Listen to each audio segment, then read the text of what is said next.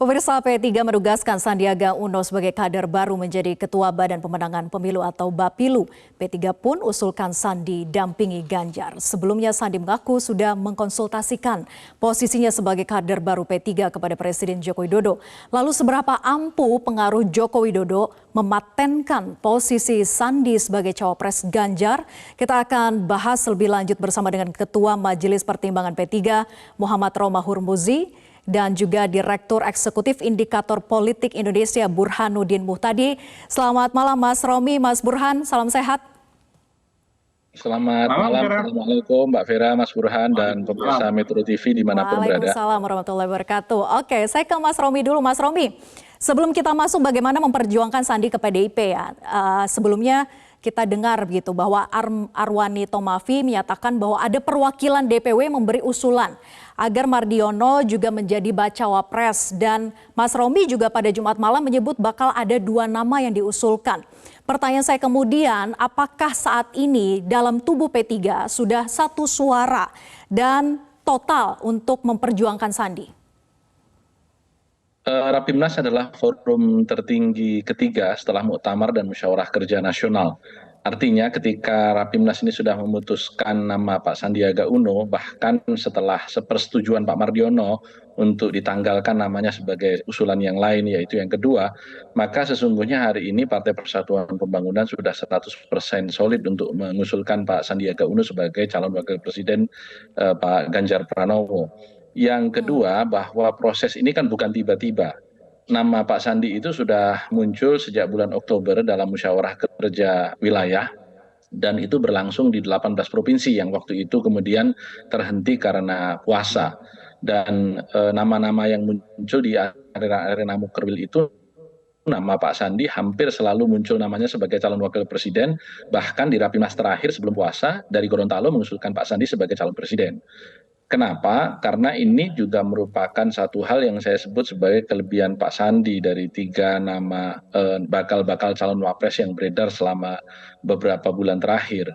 3 kelebihan itu, pertama, Pak Sandi adalah nama bakal calon wakil presiden yang sudah paling banyak berkontestasi di antara bakal nama yang lain di tingkat nasional.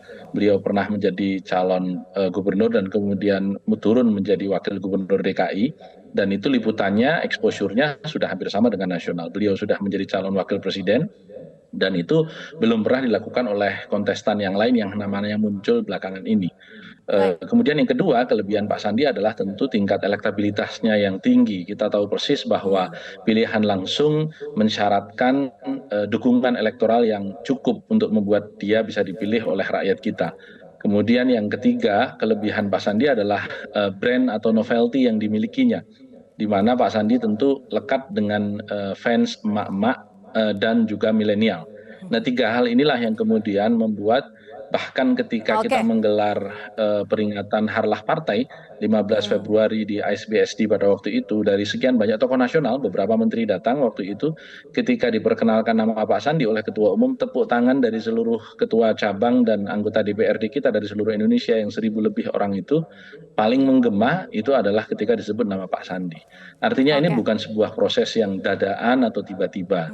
Dan ini juga yang kemudian membuat kita bisa melabelkan Pak Sandi dalam beberapa waktu yang lalu saya sebut memiliki 4 sehat 5 sempurna.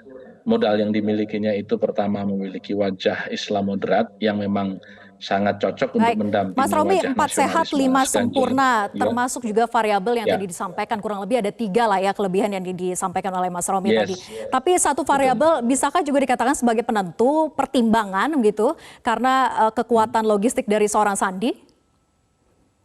Pasti, karena memang kita tahu persis pemilihan langsung ini membutuhkan biaya tinggi, 831.000 TPS dan keliling di 514 kabupaten kota seluruh Indonesia. Itu tentu pakai tiket, bukan hanya sekedar pesawat, mungkin lebih dari pesawat begitu ya, karena banyak daerah-daerah yang tidak terjangkau di seluruh Indonesia.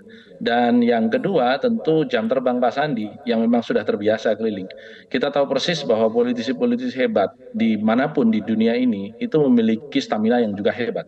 Dan itu penting saya kira untuk mengawal proses yang disebut oleh Presiden sebagai bonus demografi yang selama sampai dengan 2038 besok itu harus didapatkan pemimpin yang tepat dan tahu persis untuk memanfaatkan peluang once in a lifetime untuk Indonesia ini. Saya kira Pak Sandi memiliki satu kapasitas dan memiliki pengalaman yang cukup untuk itu. Baik, tentunya kita apresiasi ya keterusterangan dari Mas Rompi bahwa P3 memang mempertimbangkan tadi kekuatan logistiknya Sandi. Saya ingin ke Mas Burhan kalau begitu. Mas Burhan, kekuatan logistik Sandi ini seberapa pengaruhnya sih di Pilpres 2024 mendatang? Kalau kita flashback ke belakang kan memang Sandi itu selalu totalitas ya. Kalau di Pilpres 2019 dengan Prabowo misalnya mengeluarkan kekuatan logistik yang sangat besar nilainya bahkan 1 triliun kalau tidak salah begitu. Kemudian sebelumnya juga di Pilgub DKI. Tanggapannya Mas Burhan? Mas Burhan?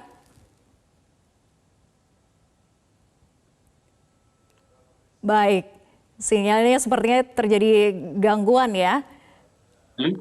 Oke, Halo? Mas Burhan silakan. Halo, Sudah Reza. mendengar tadi pertanyaan saya?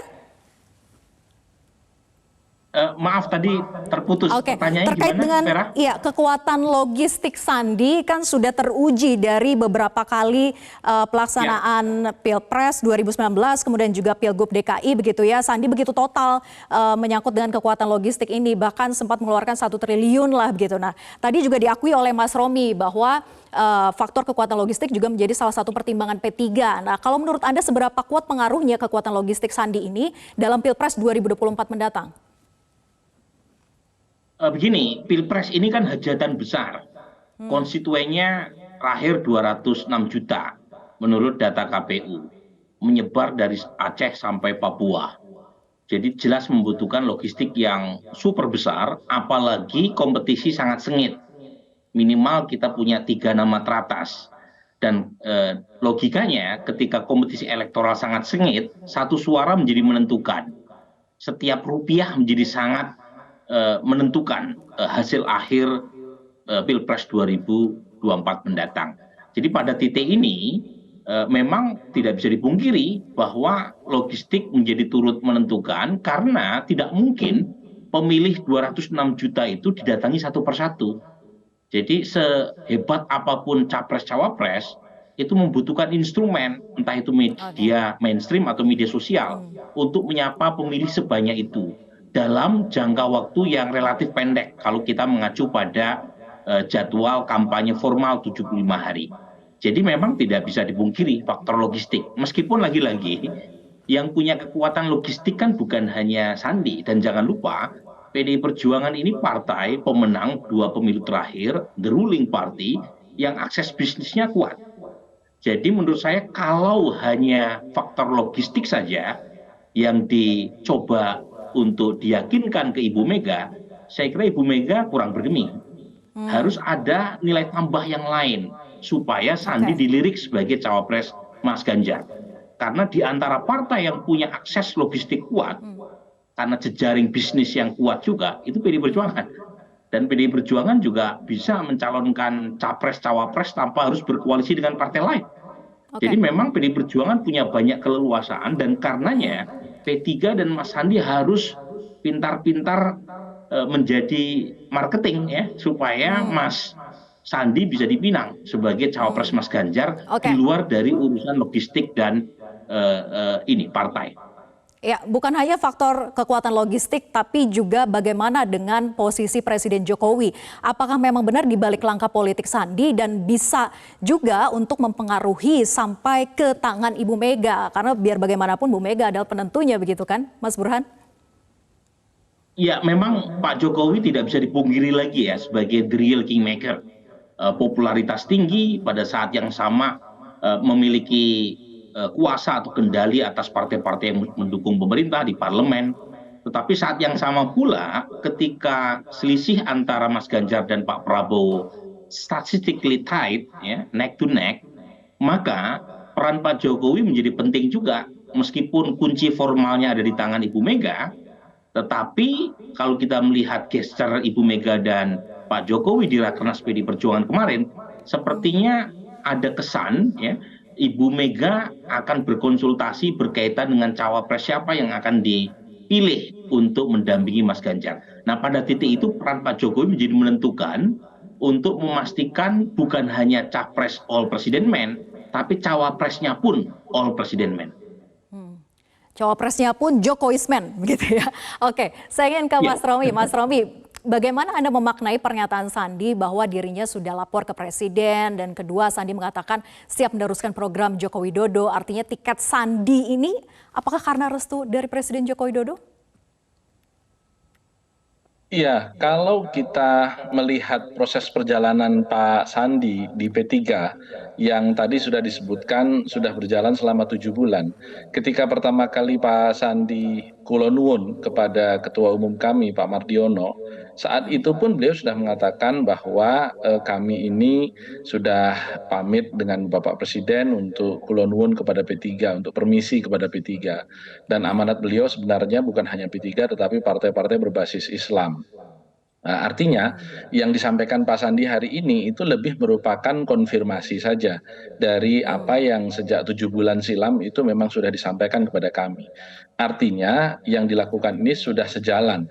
Kalau tadi Mas Burhan menegaskan adanya kebutuhan untuk all the president's men, baik untuk capres maupun cawapres, ini kan sebenarnya juga sudah saya sampaikan sejak berbulan-bulan silam juga, bahwa inilah bahagian dari upaya Pak Jokowi untuk memastikan agar semua legacy yang memang multi-year sekarang ini banyak belum selesai, itu bisa dilanjutkan, karena itu bahagian dari upaya menerus Indonesia untuk membangun produktivitas nasional pada skala yang panjang.